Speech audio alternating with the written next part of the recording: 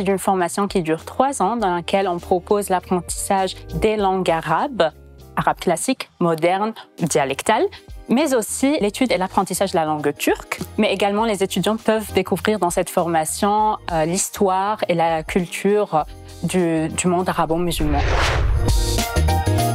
Cette formation est essentiellement sans prérequis, et donc à la fois pour l'arabe et pour le turc. Et donc, on commence vraiment à partir du niveau A0. Parmi les pédagogies que nous mobilisons dans cette formation, je cite notamment les TP. Donc, on a des travaux pratiques qui permettent aux étudiants, par exemple, une première initiation à la pratique orale de l'arabe dès le second quadrimestre en première année. Mais aussi, notre équipe pédagogique mobilise la pédagogie différenciée, c'est-à-dire qui s'adapte au niveau des étudiants, et nous proposons des tâches différentes en fonction des niveaux des étudiants et de leurs compétences linguistiques. Et notre équipe pédagogique privilégie un enseignement dans la langue cible et nous accompagnons nos étudiants dans leurs apprentissages.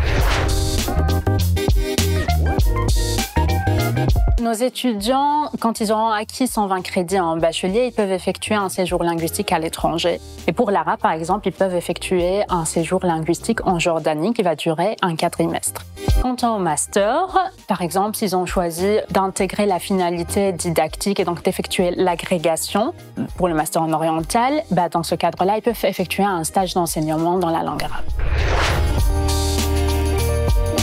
Nos étudiants ont la possibilité de continuer et de perfectionner les langues orientales en poursuivant un master en langue et lettres modernes, orientation orientale, mais ils peuvent également se réorienter. Cela varie évidemment avec l'avis du jury et un programme complémentaire.